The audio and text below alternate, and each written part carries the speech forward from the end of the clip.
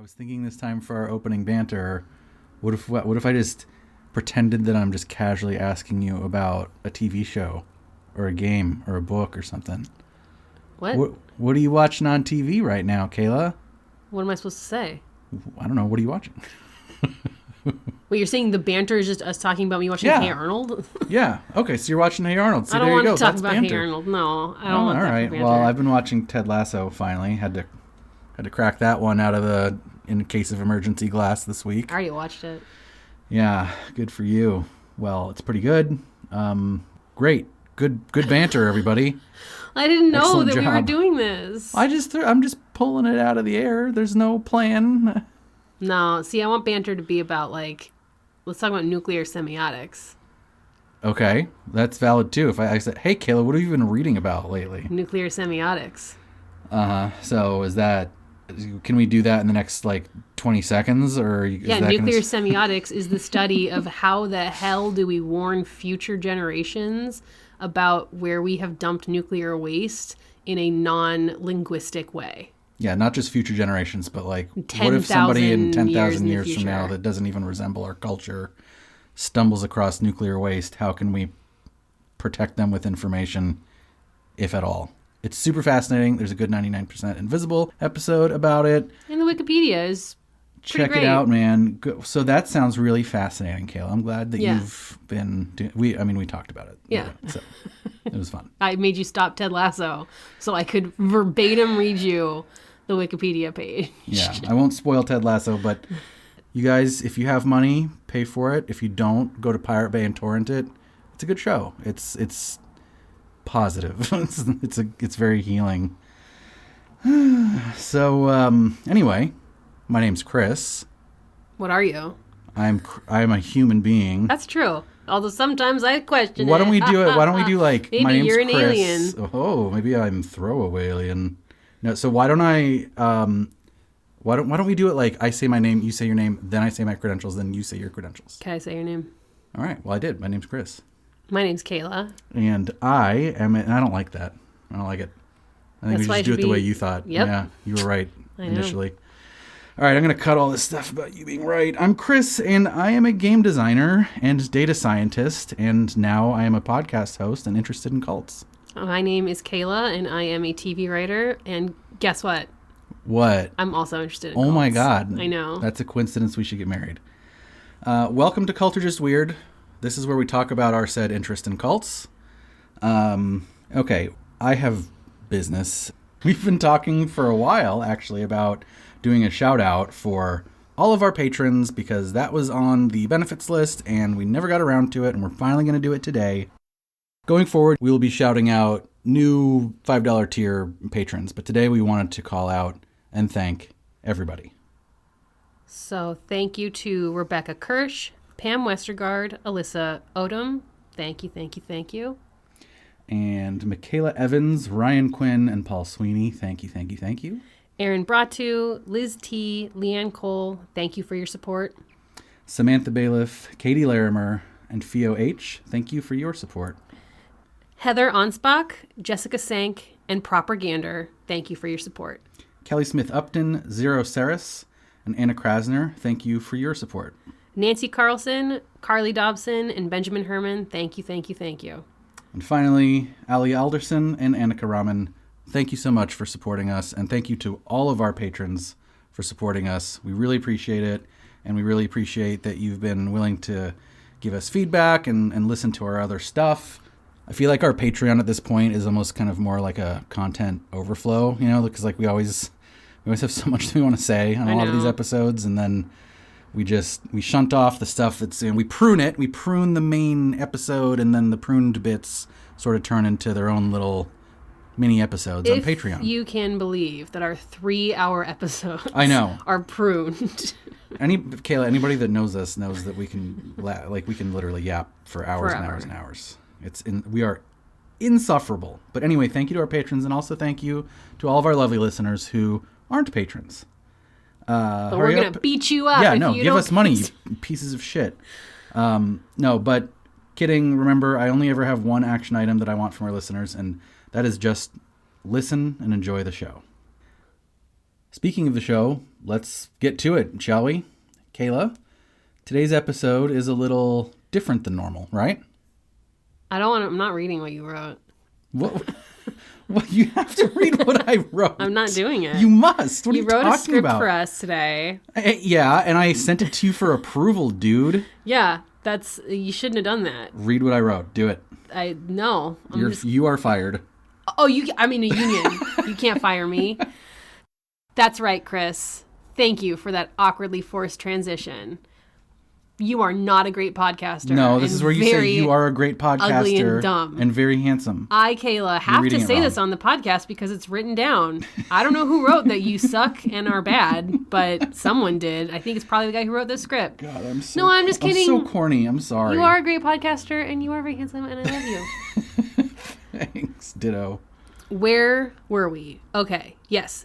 The format for this episode is different today, my friends. The bottom line is we've got a sweet interview lined up. I know that we usually have an interview lined up at this point. We kind of have a lot of interviews. Lots of interviews. But today, the interview is actually going to be the star of the show. So we're just starting off with a little bit of context here. We cannot help ourselves when it comes to context. I think that we have learned that at this point. But the interview for today's episode is the absolute main event. Additionally, the episode today isn't about a particular group, as it normally is. It sort of is like a tangential sort of way, which we'll get to that. But we really wanted to center the story that our interview subject has to tell. Her name is Maeve Eagan, and she's the ghostwriter and co-author of a book called Behind Blue Curtains, which tells the true life story of the other co-author, Lizzy Hershberger. Lizzy grew up in the Amish community, specifically the Swartzentruber Amish, which is the most conservative, most restrictive Amish sect. We'll be talking about the story in a little more detail with Ms. Eagan in a moment, but I did want to comment real quick on the book. It's definitely a compelling read, and actually I sort of gushed about it to Molly before we started doing the interview proper. Should we just play a clip of that for everyone? Yeah, I want everyone to see what you're like. Okay, let's do it. Yeah, it's good to meet you. Good to meet you finally. Yeah. Nice to meet you too. Love the book. This is not the meat of the interview yet. I just want to do some intro admin stuff first, but I did want to say that the book was great. It was, we'll mention this in our show, sort of like, context bit, but it was a page turner for me, for sure. Yeah. Oh yeah. I very much, I used to read a lot as like a young person, and now as an old person, I just scroll Twitter too much, and I do not have the same attention span, but I was like, sat down to read the book and oh my God, I'm actually reading a book. Yeah, I read really more than 140 characters. It was pretty impressive. Yeah. That's such a compliment because I get it. I'm the same way. It's a huge compliment. So thank you for reading. Yeah. And it kind of started out as like, I got to do my homework. But then as I got into it, I was like reading it more for like, because I got to see what happens next. And I got to know what happens. And I also want to say, because I don't think we have an interview question about this, but I really appreciate, I don't know, maybe I'll try to splice this in somewhere, but I really appreciated the tightrope that you walked with Lizzy's perspective when she was younger, because I felt like I was like sharing that perspective of like, what is really going on here? Like, is this abuse? Is it not? Is it? And then like, I sort of like realized along with her when she and I just really appreciated that. Like it made like putting me in her shoes in that sense was really impressive. So I want to say that too. That's one of the best compliments I can ever receive. And you said it very eloquently. So thank you. It means a lot to a writer when people see the nuances of the work. Yeah, I really felt that part too. Because at the time, I remember kind of going like, is this bad? I'm so confused. And then later on, I realized I was supposed to be confused. Yes, it was bad. Yeah. It's a good question to ask because Lizzy was also asking the same questions at the same time. Right. Yeah, okay, so that was me fanboying about the book to Ms. Eagan. And I know I get like all like, I really liked it when you did this thing, and I like to sound smart about reading the book. Well, you read one book in your whole life, so we got to try to milk it for all it's worth. Massively illiterate. But anyway, the bottom line is, if you are looking for a good read, this one actually really was a page turner for me. Just please be warned that it very well may be triggering for sexual assault and abuse survivors. And so then it kind of goes without saying that the episode today will also come with a trigger warning for sexual assault and abuse survivors. We will be discussing the events of the book, so keep an eye out for that. While the book was, like you said, a page turner, it was a tough read, but it was a good read. And I've started reading again, which is really nice in my life. And you're literate now too? And I still find myself, having a hard time with like getting through some pages before I like go back to Twitter. But with this book, it really held my attention. I was able to go through it almost in one sitting. It just kind of kept me going. I think it was like 2 or 3 sittings for me, but like it kept my butt glued to the couch to keep reading it. So before we get started, I just want to do the barest bones of context for you guys on the Amish. So here's the summary about them from Wikipedia. It says, good old trusty Wikipedia.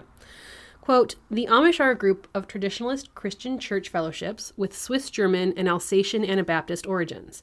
They are closely related to Mennonite churches. The Amish are known for simple living, plain dress, Christian pacifism, and slowness to adopt many conveniences of modern technology, with a view to not interrupt family time, nor replace face-to-face conversations whenever possible, and to maintain self-sufficiency. The Amish value rural life, manual labor, humility, and Gelassenheit, all under the auspices of living what they interpret to be God's word. End quote. Well, Chris, you might be asking yourself, what is Gelassenheit? What is it, like tall glass? Yeah, Gelassenheit. Like a really tall glass is a Gelassenheit? Gelassenheit is a Pennsylvania Dutch word, basically meaning submitting to the will of God. And Pennsylvania Dutch is actually a whole other language that is spoken by many Amish and Mennonite sects. So yes, a lot of Amish people are literally bilingual, speaking both their own Pennsylvania Dutch as well as American English. Pennsylvania Dutch is also called Pennsylvania German, and it derives from German via Amish and Mennonite immigrants, which, obviously came from that part of the world first. One of the cool things about Behind Blue Curtains and about our interview with Miss Eagan is the authenticity, and some of that authenticity comes from usage of these terms in the book and even in our interview. So, to make sure that we're prepped then, why don't I define just a few terms that Lizzy uses in her memoir, in the book, and that also came up in our interview here with Molly. First one is mem and dat. So quite simply, that just means mom and dad. That's the word for mom is mem. That's the word for dad is dat. Didn't even have to look that one up, Kayla. Is it dat or is it dot? Oh, dot. Probably dot because it's German. Yeah. I think it's mem and dot. It's like, ja, wie German, so dot. That's absolutely what we all sound like. Mm-hmm, mm-hmm. That really changes my paradigm because I read it as dat the whole time. D-A-T-T. Weird. Anyway, we do hear the word mem in the interview, so I did want to define those two here. Another word is ordnung. Does that sound right? Yeah. O-R-D-N-U-N-G? Okay, yeah. Ordnung. And that refers to the system of rules and laws followed by the Amish. So they have their own sort of like internal rules system that they follow. Quick insert here. I just want to point out that ordnung is generally not written down. It's generally just like kind of communally understood. And I know that like the individual Amish churches like get together once a year and like, go over their ordnung and see what they want to change, but it's not written down. It's just it's a verbal tradition? It's just known. Yeah. It's that is wild. It's not like, it's literally just communally known info kind of thing. Jeez, guys, that's intense. English. English may not sound like a vocabulary word. When you and I say English, we mean either the language we're speaking or the people of the country of England. When an Amish person says English, actually, they're referring to any non-Amish Americans of any kind, anyone outside of their community. So an Amish person would call you or me English, for example. Next vocab word is plain communities. So at first I thought this meant, when I read this and we were talking about it, I thought it meant plains, like wide open plains, generates white manna, grassy field, that kind of thing. No. But actually it means plain as in simple, non-ornate, vanilla, that kind of thing. So you might hear people say like plain peoples or plain person or plain community. And that refers to Amish and Mennonite and scattered other communities that have a lifestyle with minimal technology and consumption. Another good vocab word is rumspringa. Did I pronounced that right? Because think it's so. definitely not spelled that way. No, you spelled it very wrong. No, I spelled it correctly. I got that. I checked for it. That's how you spell that. Really? Rumschpringe. Dang. Rumspringa. So many Amish communities will allow the teenage members of their communities to leave the Amish for a period and experience the quote-unquote English world. It's sort of like a confirmation process, right? Like if you like it better out there, you can totally leave. And this happens because in Anabaptist communities, you're not baptized until you are 16 and you choose to be baptized. Like right, that's what characterizes Anabaptism, yeah. And it turns out actually leaving is not very frequent.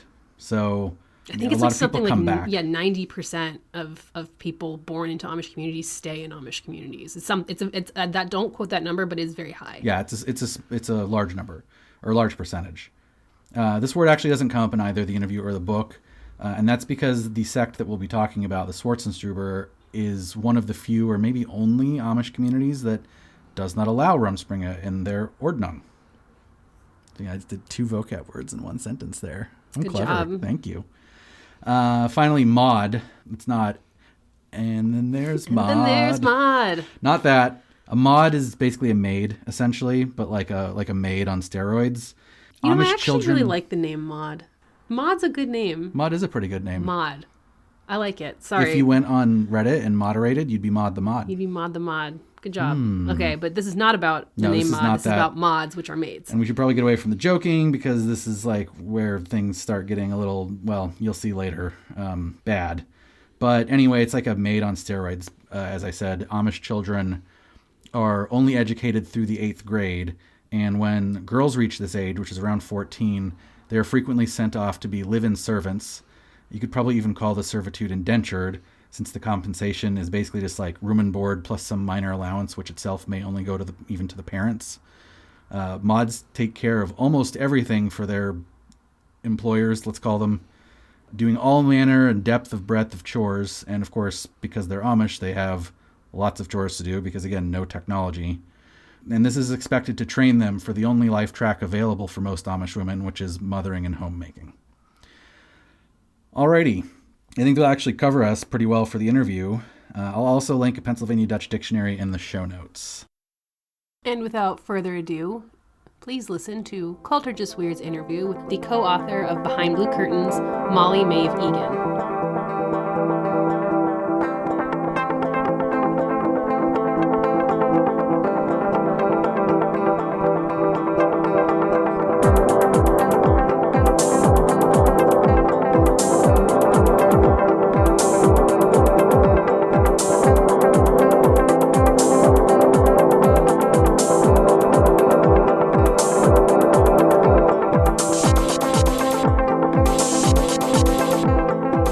Today we have a special guest on our show. Molly, could you introduce yourself to our listeners and tell them a little bit about your background? I'm Molly Maeve Eagan. I am a trauma-informed writer, former investigative reporter, and sexual assault survivor from Brooklyn, New York, back when it was still Brooklyn.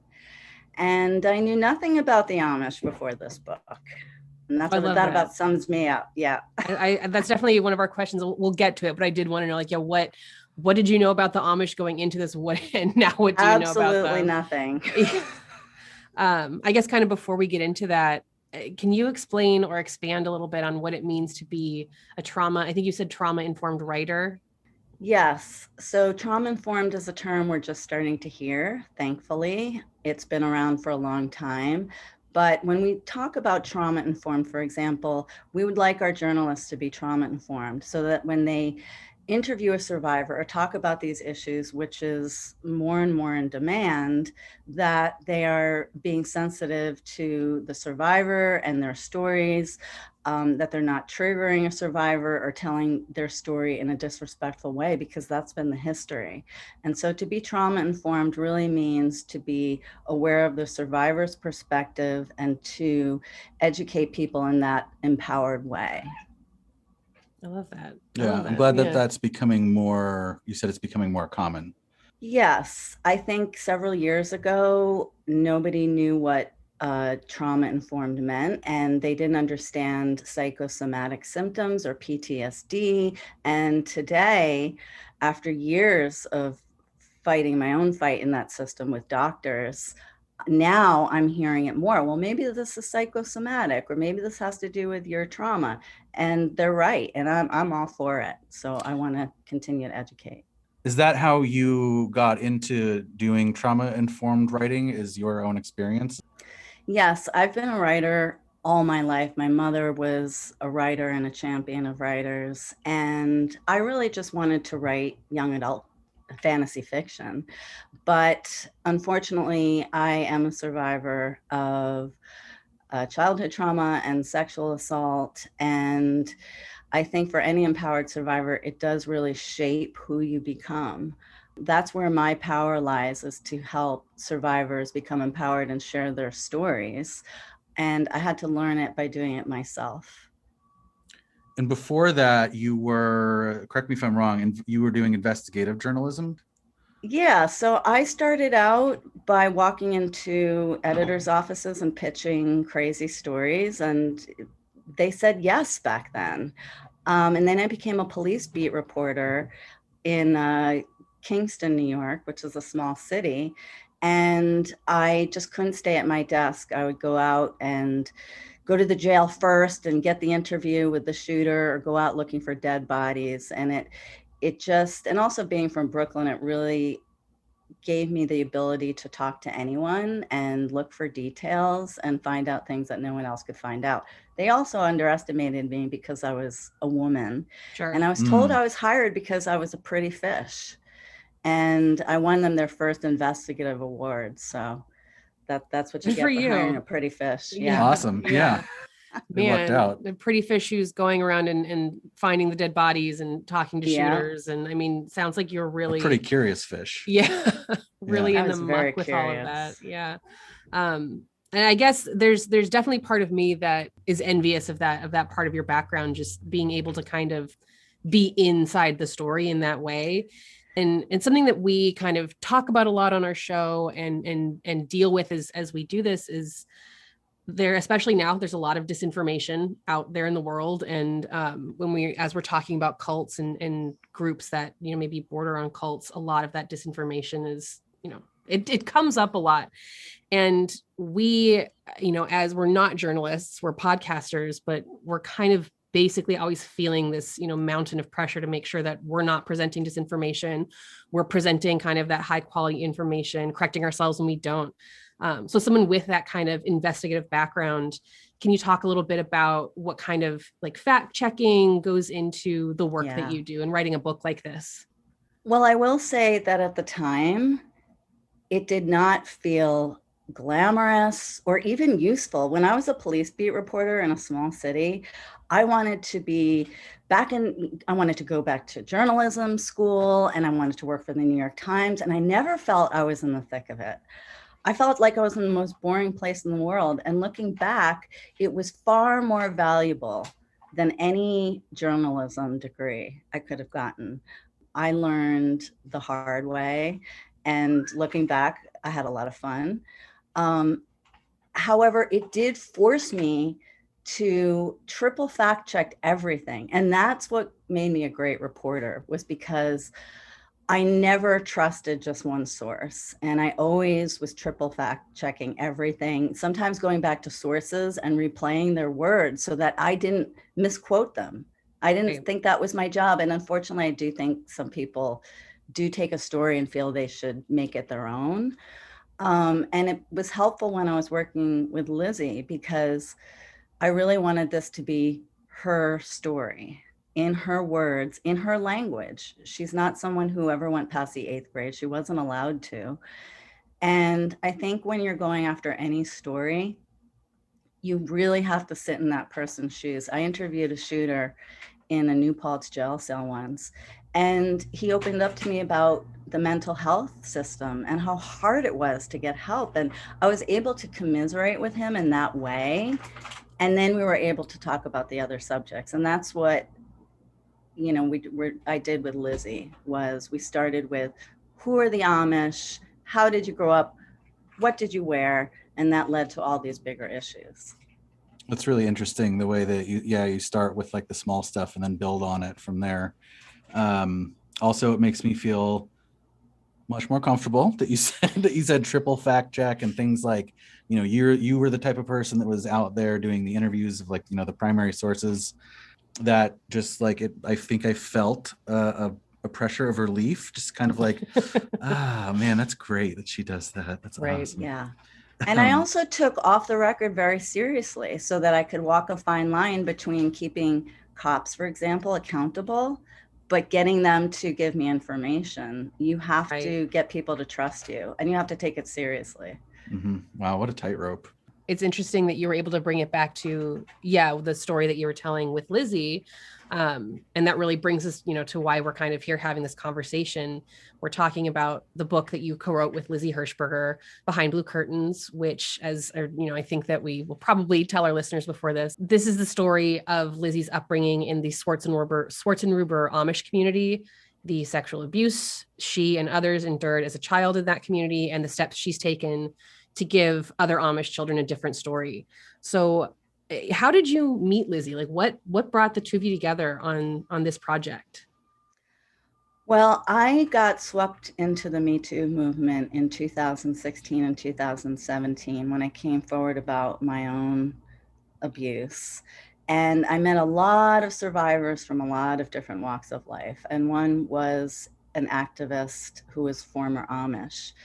And she worked with women, and one of them was Lizzy. And Lizzy wanted to write a simple ebook about what it was like to grow up Amish.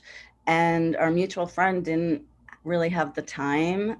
And it wasn't a large paying project, and I was really sick at the time with PTSD. I had really sort of given up, and I thought, sure, why not? I could use a little money.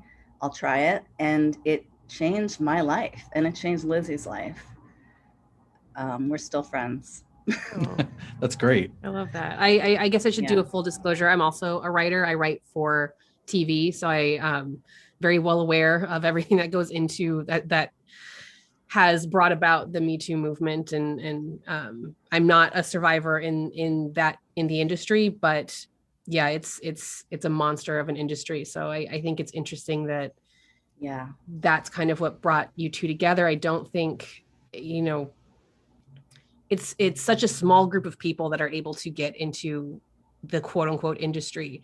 And so I don't think we would think about somebody from an Amish background or multiple people from Amish backgrounds becoming a part of that industry. So that's, I don't know. I'm kind of surprised that that's where the two of you met. It's really, well, ironically, I was never in the industry, but I just happened to be walking by Lincoln Center when I was 15 years old and was approached by James Toback, who was in the industry. Right. Later on, over 400 women came forward. So, it sort of all just collided. And now there are survivors from the industry talking to women from the plain communities. And it's great. I mean, that's progress. Right. Yeah. To even be able to bridge that gap between, even just, I in the little bit of research that I did, trying not to, spoil myself too much for this conversation about the Amish, there aren't really any Amish in California. They're just not here. And so to be able to bridge that geographical gap of people who don't live in those areas, but the stories are still the same everywhere. Right. And to be fair, there are a lot of people like the Amish. So you have the Swartzentruber, who are the most conservative Amish, but then you have Mennonites, and there are thousands of them in this country, all over. And then you have Anabaptists, which are pretty much the same, and they're all over California too. They're just called different things. Like in New York State, they might be called the Bruderhof. They might be a little more progressive. They might be allowed radios. But the fact remains that they're not allowed to be educated. They get no sex education, and the women are taught to be seen and not heard. And that's not okay anywhere. Right. Yeah. 2021. I do think, just to add to that, the cultural gulf, it seems like between like Los Angeles, Hollywood industry and, Amish, Anabaptist, Mennonite communities seems so vast, but that this is a thing that connects them, that alliance can be built based on this like shared experience is like both well, it's both terrifying but also like uplifting, right? It's like Right. it sucks that it had to have happened, but the fact that that is like an alliance that has been formed is really, really cool. It's just really interesting. And imagine you're in a virtual survivors group and you're a former Mennonite woman, and it's your community is scandalized just because you're divorced. Right. And you're in a community with women whose predators were at the casting couch, or were famous, or maybe were in government, and you start talking about larger issues of race and culture. It makes people uncomfortable, but it also educates everyone, and it does bring us together. And I now work with conservatives on a board of directors. I work with progressives, and we all work together. I think that's a miracle. Yeah, that is in this day and age, that does sound miraculous. That is a miracle. Yeah. That must feel pretty good. My mother was a revolutionary, hippie in Brooklyn. So in her world, this would not be happening. Right. I do want to get back to Blue Curtains a little bit. Now, with spoilers minimized, since I do think that our audience will actually really enjoy reading the book, can you just give us like a quick overview summary of the plot? Sure. So Lizzy's family moves to Minnesota to start a new, very conservative Swartzentruber Amish community. And it begins with Lizzy's life, which is somewhat typical for a lot of people in those communities. So you learn that she has no electricity or radio or books or music. And as she gets older, you start to see that while they're chided and punished sometimes for having the wrong color of blue curtains, when things like sexual abuse of children go on, it's not only overlooked, but the child is blamed for being too tempting, and the men are forgiven. So that breeds a certain kind of abuse on a generational level. So by the time Lizzy turns 14, she's taken out of school. She's sent to work as an indentured servant for a pastor who becomes a deacon, and his family. Not only is she cooking, cleaning, doing the laundry, but she's milking the cows and taking care of the chickens, and it's 24/7. And then growing up in a family with no affection, no love, all of that is shunned. This older man starts to show her some attention, and he begins to groom her. And she basically escapes, and I won't give away too much, but 30 years later, she ends up coming forward against her abuser in a landmark case that actually happened. And Lizzy and I met for the first time at the sentencing, which happens at the end of the book. Wow. I see you have some cats, by the way, which I'm almost certainly going to leave this in for the podcast. Our cats interrupt us all the time. Literally. There's a fly in here. So they're going crazy. They're doing their job. Yeah. I'm constantly posting pictures of our stupid cat to Twitter. So but yeah, I just want to say again to our audience, just go read the book, because it was, I mean, I think I read it in 2 sittings. I could have read it in 1. It was just it's such an accomplishment, very well written, because I had no idea for so long how to make that story, the first part of the story, interesting, Sure.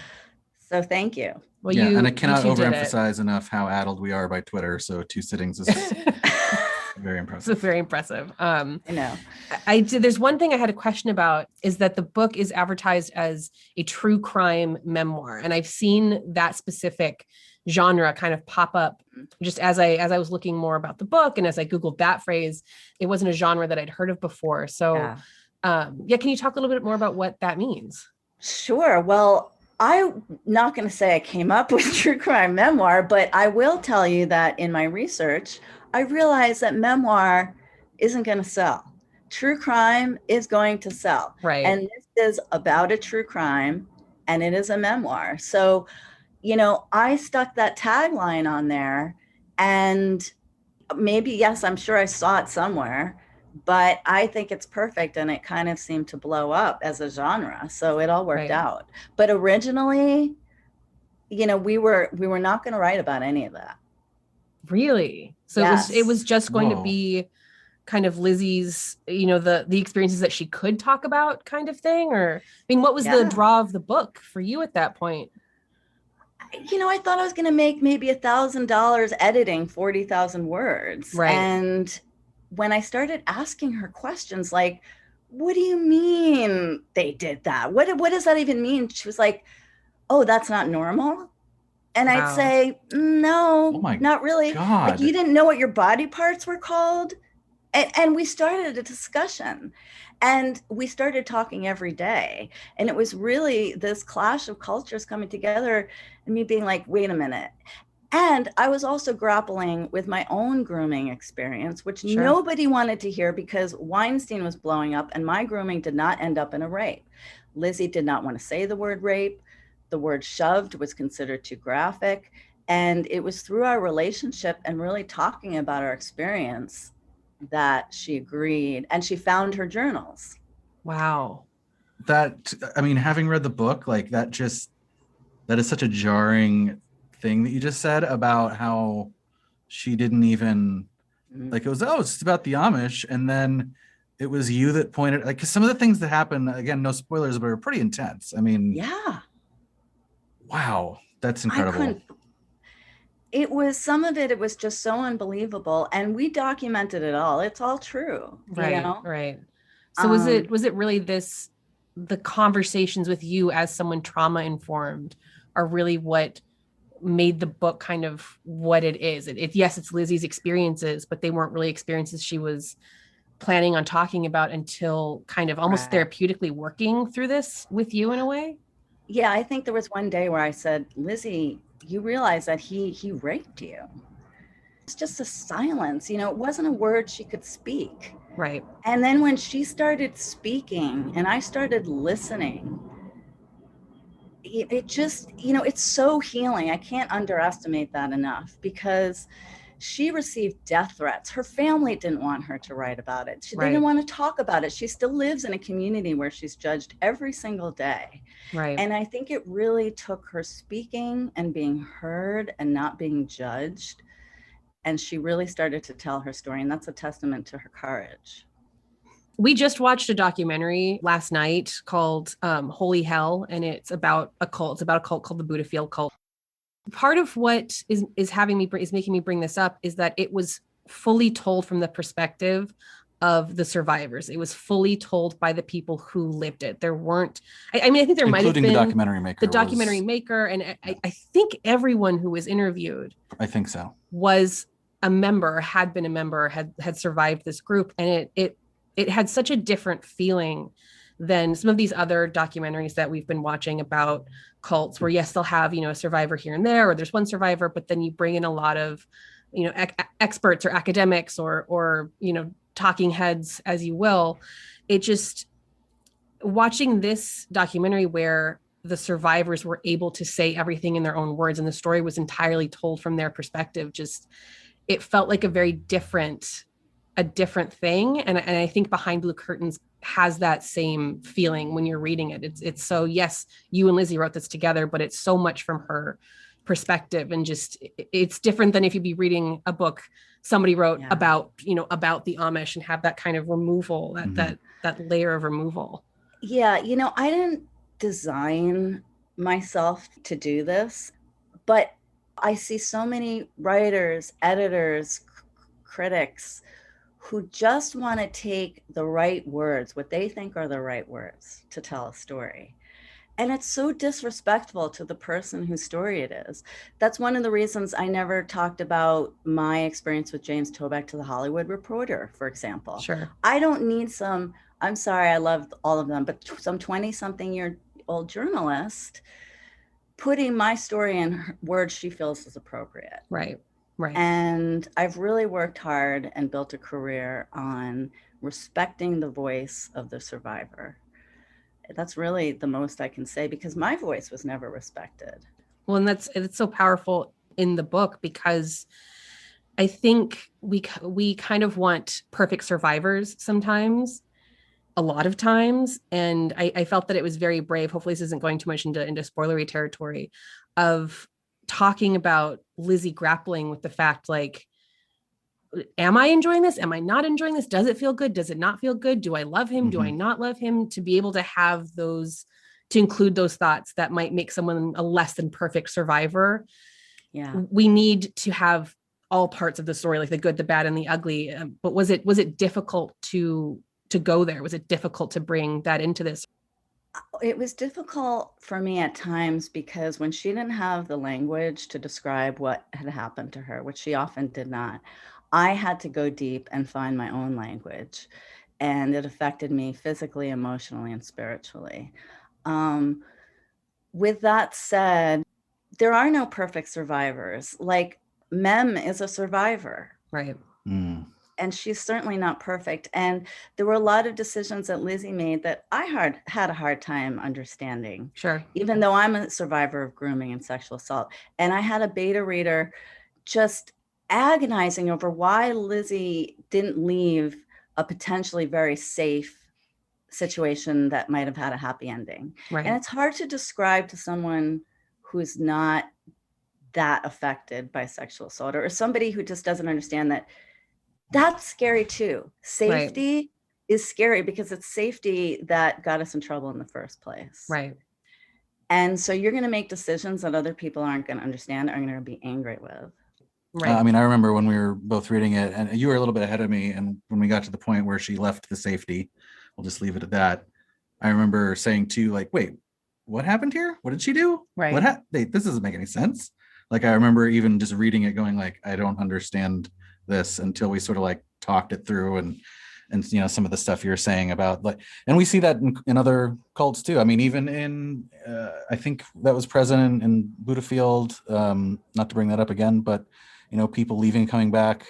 Actually, Heaven's Gate, we just watched Heaven's Gate, and that was present there as well, where people would leave and then they would go right back. Right. Yeah. Just like an abusive relationship. Yeah. A lot of similarities between, you know, what can be a one-on-one relationship and then what can be, you know, this kind of relationship with a culture. Right. Do you think, can you talk a little bit about like that moment for Lizzy, for you, where you kind of go from this, it's like two totally different frames of reality, where it wasn't abuse, where you can't use that language, where you don't have the ability to say rape, to that like completely different state of mind where suddenly that is a reality. Can you talk about that transition a little bit? You know, there was a time after we talked about the rapes, that Lizzy gave up and she disappeared for like 6 months. Wow. And I continued writing because I really believed in the story. And she called me up and she said, that one of her children had passed and that she had decided to come forward against her abuser. Wow. And, you know, I think for her, it was sort of, she can go back to this life, which in a lot of ways was sort of similar to how she grew up. She married somebody from the culture. You know, they went to a church and went to counseling, you know, with a pastor. And I think at some point she had to decide if she was going to buckle and be that marriage wrecker, you know, 14-year-old, shamed, you know, shunned, weak person that everyone saw her as, or she was going to transcend. And, you know, at one point it just kind of turned around. She was like, I was raped. And, you know, it's an emotional moment because she will call them a cult now. Wow. She's very clear, and she still gets death threats. She still gets pressure from family and the church to stop what she's doing. Right. But she gets a lot of feedback from survivors and people who've been around those communities and seen what goes on, thanking her, and who told her that they're inspired to write their own story or to escape. And we have all started working together, other plain survivors, and we've built a national organization. And the whole purpose is to make sure that no plain survivor ever has to stand alone on their side of the courtroom. Wow. That's fantastic. Yeah, you mentioned her transcendence, I think is the word you used. And it did feel like that reading the book. Like I remember we talked about this too, how much resistance she kept getting. Like you would think that she had turned the corner and these people will be cool. And it was never the case, except for like maybe 2 people. I mean, there were like a couple people that were supportive of her. In particular, her relationship with Royal, her sister, was incredible. And Royal is like sort of like the hero of that book. But it's just, the amount of resistance she kept getting and pushing through was like, it was inspiring. I mean, I don't know if I could do that. Right. It absolutely was inspiring. And I give her and her journey a lot of credit for my own healing, honestly. Wow. You know, I was so weak, and I don't say that in to say people with trauma are weak, but I literally was physically weak. You know, I didn't think I had a whole lot of time, and I know that sounds dramatic, but this process was so empowering, and to see it come to fruition and to see the survivors reading it and saying they couldn't put it down. I mean, it's more than we ever could have hoped for. Right. You know? So I know we talked earlier about how it was kind of a therapeutic process for Lizzy, but it sounds very clearly that this is also a therapeutic process for you as well. So it's kind of like this book feels like such a before and after maybe for both of you. I really thought, you know, my life was over, my chance at a writing career was over. I mean, that's what complex PTSD does to somebody, and it can do it to you in your 40s or, you know, however long, 30 years after it happened. Once you start to connect with other survivors who will give you the space to hear your story and your truth, it's so empowering. There's so many virtual communities now. You know, Lizzy and I always say we're available through our websites to answer questions. And we really mean that. Like this, there is hope. And I saw it happen through this process. Would you mind explaining what complex PTSD is? Because I feel like generally society knows quote unquote what PTSD is, but I feel like CPTSD is kind of similar how you were saying, you know, some things are being trauma informed is now coming to light more. I feel like CPTSD is becoming more known, but yes. Yeah, could you explain what that is? Yes, thank you for asking. Complex PTSD is different from PTSD in that PTSD means often a singular event. So for example, somebody might go to a war zone and come back, they have PTSD. The reality is a lot of soldiers actually have complex PTSD because war was not their first battleground. Their first battleground was their home. Right. Okay. And when you are supposed to feel safe and loved and you're abused as a child, it changes your brain chemistry. It messes with your level of trust, with your instincts, and it can affect us physically later in life. It can cause physical disease. And so I think more of us have complex PTSD because we never really, our brains didn't develop in a healthy way. We didn't feel safe.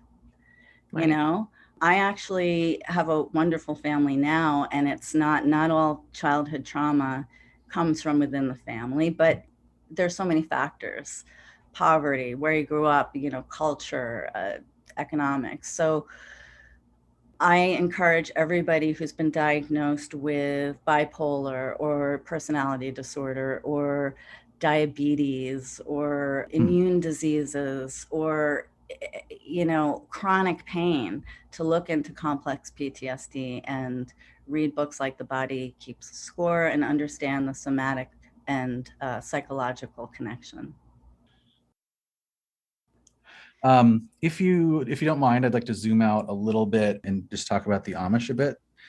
Can you already talked a little bit about like how you came into the story. Can you give us just like a quick overview of some of the like culture and beliefs of the, I'm probably going to pronounce this wrong, Swartzentruber? Is that very good? All right. I'm done. I'm out. You did it. Show's over. Swartzentruber. I still mispronounce it. So no electricity, no radio, no music, no books that are not approved by the church elders. So you stop school after 8th grade, and you're only taught by another Amish child, usually, who also has an 8th grade education. No sex education. They don't know how to name their body parts. They are told not to trust the English. That's what we're called.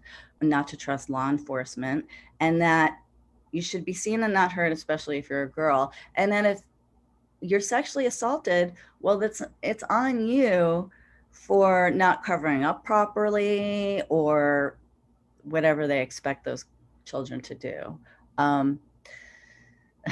So, they also bake wonderful pies, and they do barn raising. And look, they have a fantastic work ethic. Like, I've seen these women in action, and they mean business.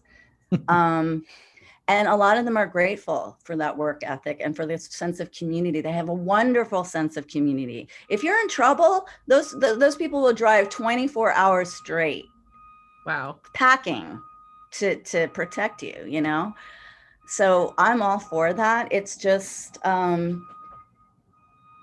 there's a lot of sexual assault, there's a lot of abuse, there's a lot of animal abuse, and there's a lot of shaming. And they really, we would like to educate those communities and offer them simple things like, your vagina is called a vagina and nobody should be touching it. It's 101. Why do you think the Amish community in particular is so insular and focuses so little on recruiting? Like, we talk about a lot of different groups on this show, some of them secretive, some of them insular, some of them not. But there tends to be like an on-ramp, a way in, other than just being born into it. So why do you think this group in particular is so closed? Well, they say they shun everything that's worldly, and they think that they're better than us, and they do get special treatment. For example, the Supreme Court just ruled that the Amish don't have to have any permits or septic system. They can just poop in the river, and the rest of us can drink it 5 days later. Why? Because of religious freedom. So I think that they have learned that works for them. They give a lot of money to politicians. They bring in a lot of tourism. And so when we're dealing with a DA who doesn't want to prosecute an Amish or Mennonite bishop because they might lose some money, it's our job to call that DA on behalf of the survivor and say, hey, we're now a powerful national organization, and we can do a letter writing campaign or social media campaign, and it can go either way for you. And we're getting results. That's the great thing. That is not the answer that I expected. I did not expect the answer to be that and that's fascinating. I just did not expect the answer to be that that this group holds power in a way that I don't know that I feel it's like the end of a Scooby-Doo show, when they like pull off the mask and it's like economic power again. It was capitalism the whole time. It absolutely is. And they've got lots and lots and lots of money. Why? Because they don't have to pay taxes or do what, they don't have to build a septic system. Right, they don't have to control the poop. Like, it's a cult, and they love it. They can live their lives peacefully and pretend that, they're peaceful, God-loving folk who bake great pies, which they do. I mean, but pie, it's not a good trade-off. Weigh the scale. As long as they're not downriver, I guess. Yeah. And I'm sick of people saying, oh, well, they're peaceful and, they look so happy. And okay, you go live there and see your kids not get an education and be told they deserve to get raped. So even if you don't want to read the book, buy the book and hand it to an Amish girl at a pie stand, or give it to your local library, Yeah. That's you hear that, listeners?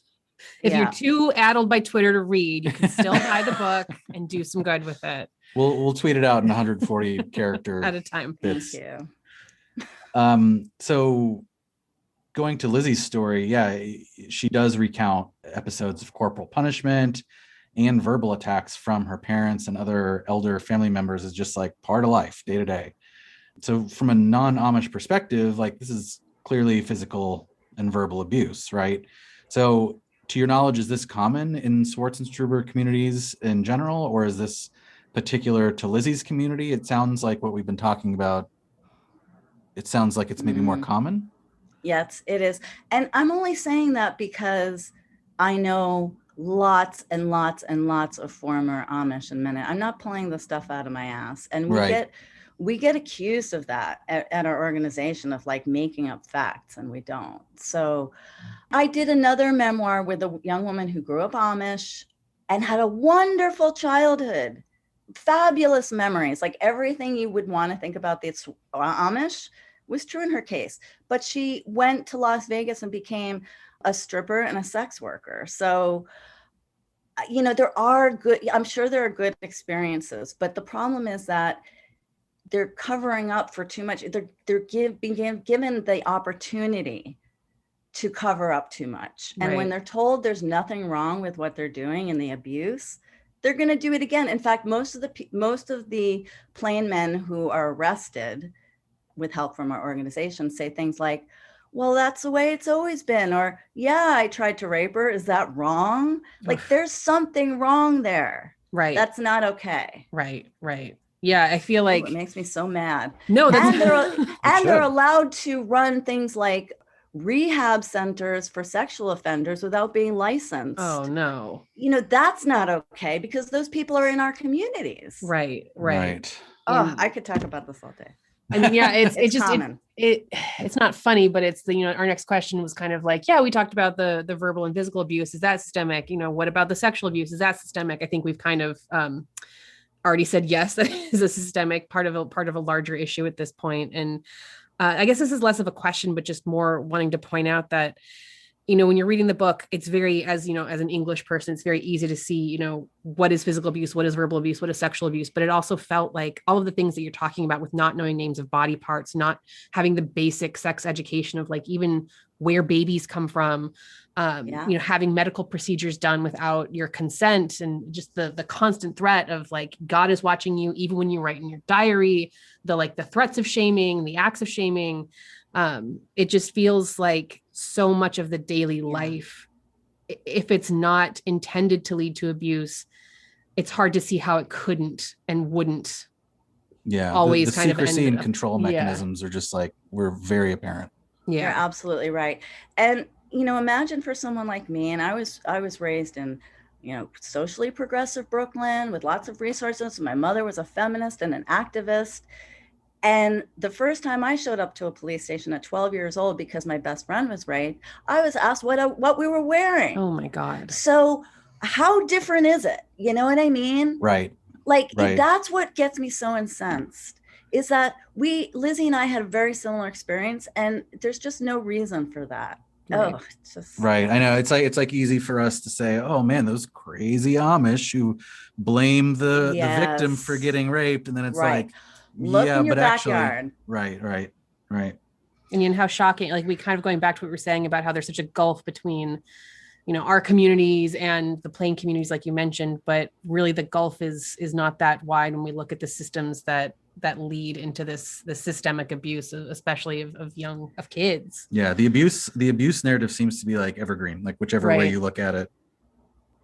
And, you know, I'm hesitant to say this, but when I see, you know, a Cosby survivor talking about race and culture and how hard it is to be a Black woman coming out against a Black man, and a former Anabaptist woman hears and can relate to just the shame of coming forward against a minister or a bishop or a deacon, and start to be able to understand each other.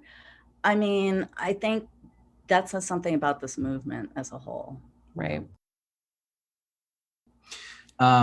Something that Kayla and I have really sort of begun noticing with a lot of the groups that we talk about on the show is this: sometimes members will have like this desire to leave or maybe just be critical of the group, but then they will suppress those feelings for fear that like nobody else is having these same feelings that I am, or maybe worse, that others will snitch, right? They'll snitch on my sense of doubt.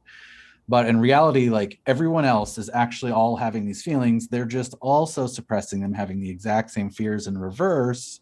So what's fascinating to us is how like two or more people can just self-police themselves over laws that neither of them really believe in. And we've seen this in Scientology and NXIVM, Heaven's Gate, some groups we've covered on the show, like Twin Flames Universe. So it really hit hard when, like, near the end of the book, Lizzy realizes that she wasn't alone in her desires to leave and speak out, and even in her own family. So how do you think that the Swartzentruber Amish are able to instill this sort of like strange self-policing mechanism? It's interesting because when you say that, I think about Royal, Mm. Lizzy's sister, and it makes me emotional because I got to know Lizzy's sister in real life. We all got to go back to that house where they grew up together. Lizzy walked into the house and her sister couldn't. And Mm. I think toward the end of the book, when they realized that they've both been having a similar experience all along, but they were created as adversaries, as enemies almost, which is what happens in toxic families. And what's so sad is that they could have been there for each other all along. Right. And that's what abuse does, is it turns one victim into the villain, and a lot of other victims turn against them. So I think that Lizzy and her sister are sort of a very good example of how that happens in families and in cults and in these cultures. It can happen in abusive families of all kinds. It's insidious. It's when you're trained as a child to be competitive or not to trust those closest to you, or you're told things about your siblings, I think it has lasting effects. But they're very close today. And, Royal has her own story. Right. Yeah, it was, again, not trying to spoil, but I'm glad to hear that the two sisters are close, and that wasn't stolen from them, along with, so much other things that were stolen from them, that they were able to keep that piece of their relationship. Well, as strong as Lizzy is, her sister, whose name is Rachel, is actually also, I think, just as strong. She really had to stay in the background and not get to tell her story. Right. And I know that story also very well, when you're not in the spotlight and you also have a story to tell. Sure. But Rachel showed extraordinary strength and support. And I don't know, it's sort of, every family has its problems. Sure. Yeah, the way she was able to sort of like champion the cause, sort of pick up the flag when Lizzy couldn't hold it, was the fact that she also had her story while doing that is incredible. Yeah. I also want to ask, we've been drawing like a lot of parallels, seeing like what are some of the parallels between this and Hollywood and whatever. There's another parallel that I wanted to ask you about, because I got a lot of Catholic Church vibes when I was reading this. I grew up Catholic, and in my church I never heard anything about abuse of altar boys, but to this day I'm still like super glad that I was never an altar boy, because sadly there's like a good chance that something could have happened. Yeah. And me, as someone who is sort of like still identifies a little bit with my Catholic heritage, it's like it's really shameful. Like, it's really shameful and unconscionable that this stuff just keeps happening over and over. Abusive priests just get protected and shuffled around. Victims and their advocates get the shunning treatment, rinse, repeat every few years, right? So, I mean, based on your background in this story, and we've been talking about multiple different communities, are you able to distill any common features from some of these communities that seem to like have these recurring abuse outbreaks? Wow, that's a great question. It's very layered. You mean as far as cults, like? Yeah, kind of, yeah. Whether you don't have to necessarily use the C word, but like, what is if you could say like, well, secrecy is kind of always a thing, and like a powerful hierarchy is always a thing.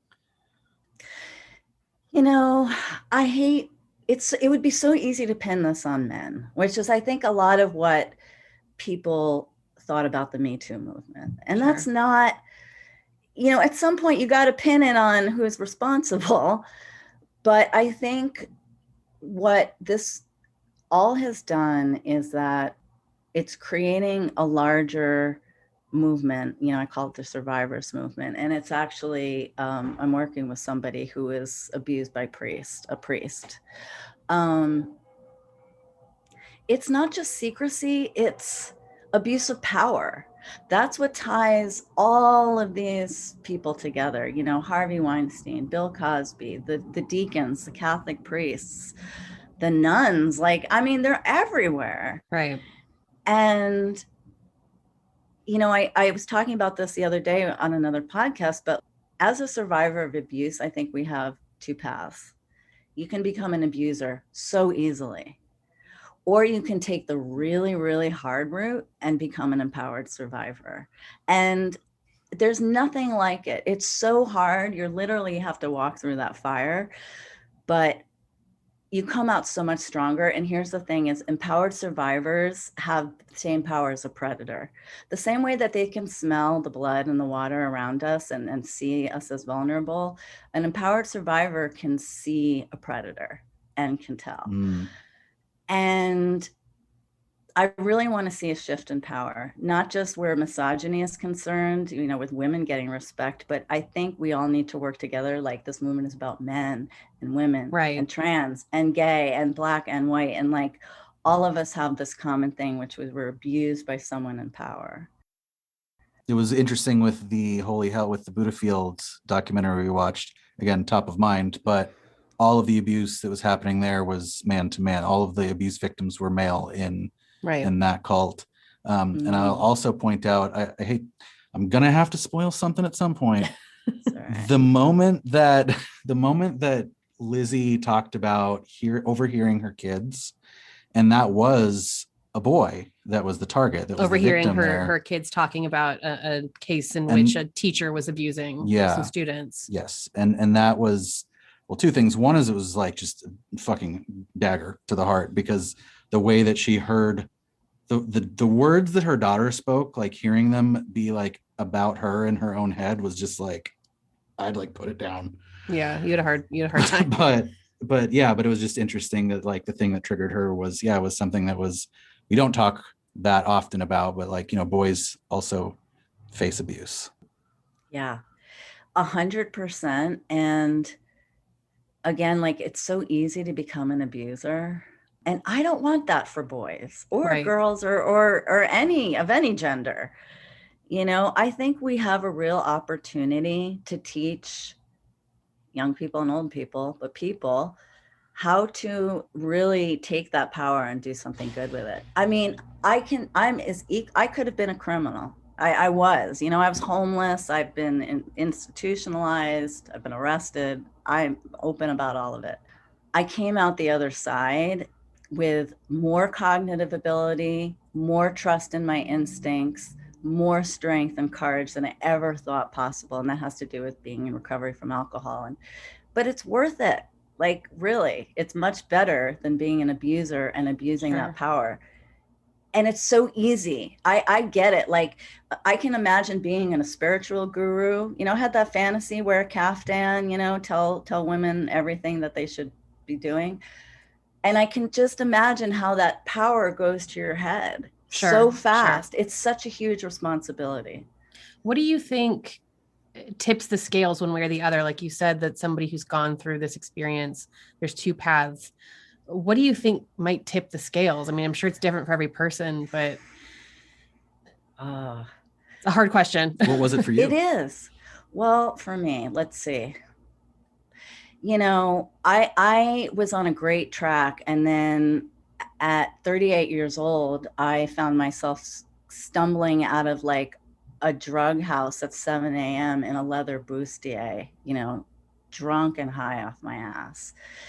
And I had stolen some money, and I had done something with somebody's boyfriend. And I just, you know, I knew I had to make a decision. That decision for me was rehab. Like, that was just step number one. I was like, if I want to be a good person, I have to take alcohol out of the equation. Right. That was the choice for me. I had to train as a boxer and learn how to defend myself so I could feel safe walking down the street. You know, I've educated myself, so I have the power to get somebody arrested or have a conversation about what they should do. I don't know. I think you really have to take that power and believe you can do something good with it. But I'm not going to sit here and say that if I won, if I got $100 million, and I don't want to ever overestimate myself and become arrogant where I think that power couldn't corrupt me. Yeah, no, I think that's it's good to have that self-awareness. I think that what we're learning as we do this show is that the only thing that you can use to inoculate yourself from going down bad paths is just the sharpest self-awareness. Vigilance. Yeah, you just have to be staring at yourself all of the time, which is hard. Yeah, I had a guy, show interest in me recently. I found out he was married, and I thought, well, I could have a really bad experience here and give myself a lot of drama and heartache, or I can just stand by an ethic I have, which is you don't do that shit. Right. And you make a choice. Yeah. So getting to our last few here, just want to say we mentioned that this episode will be more about the book, the story, Lizzy's story, and our interview here, not about the Amish in general. Because most of our other episodes, if you're, our listeners will be familiar with this. Most of our other episodes are like about a group, right? We talk about a group. This is more about this story. But now that we've read it and now that we've talked to you today, pretty much guarantee that an episode about the Amish is coming down the pipe. Like we are definitely going to take what we've learned here and do some more research and do an episode about it.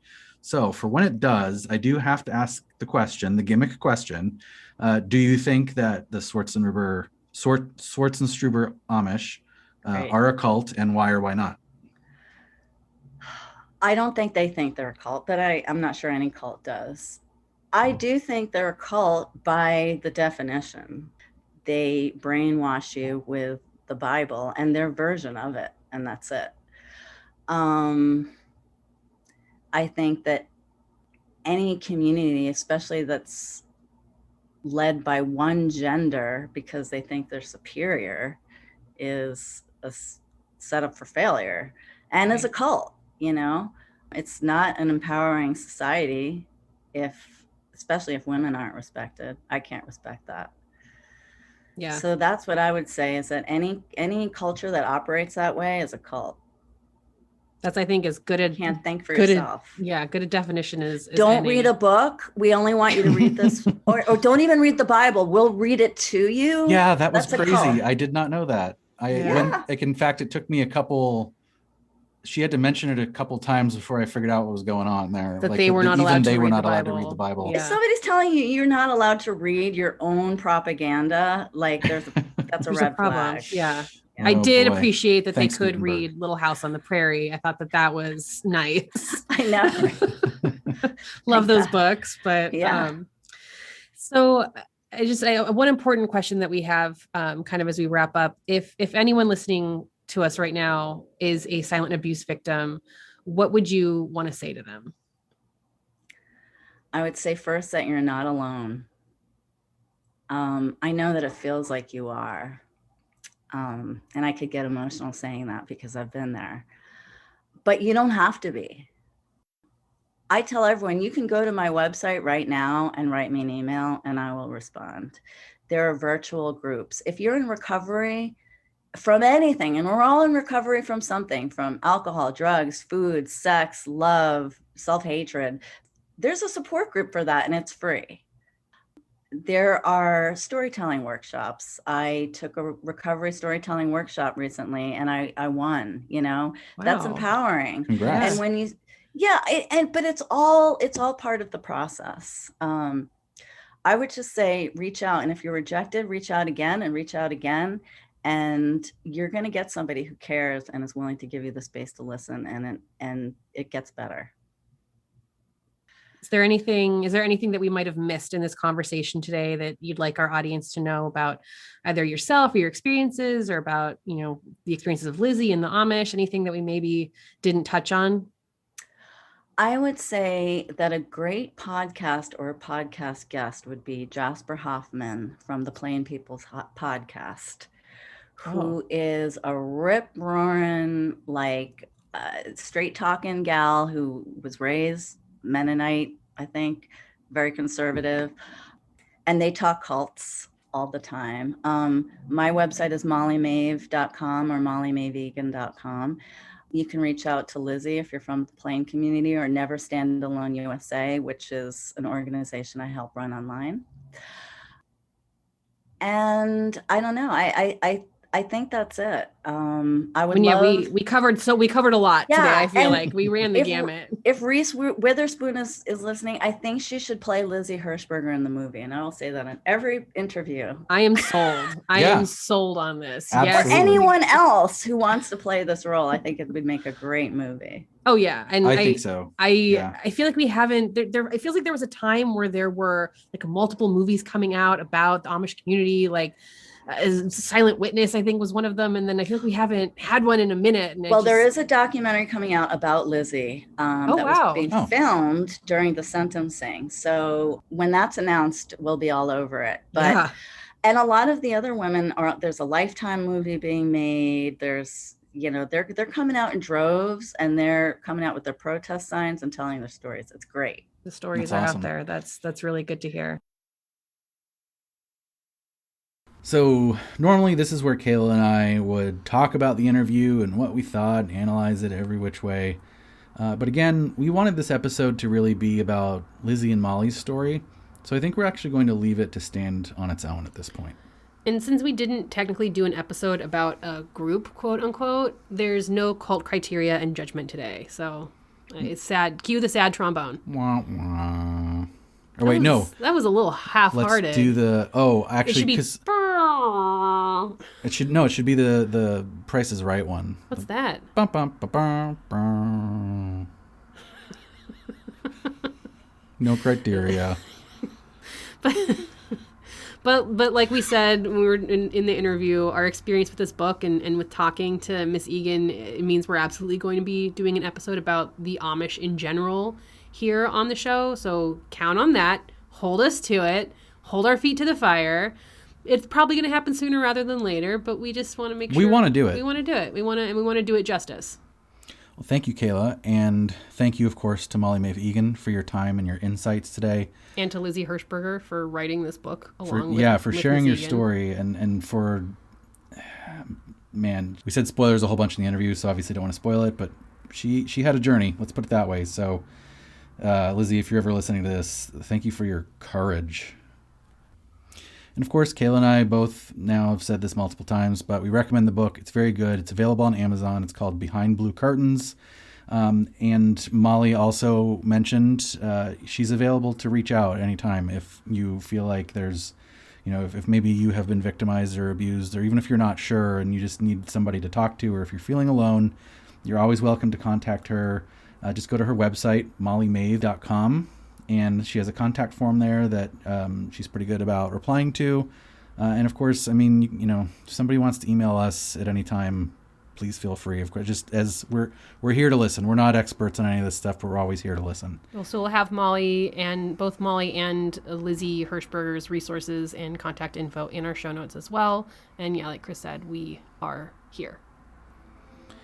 This is Chris. This is Kayla. And this has been Cult or Just Weird.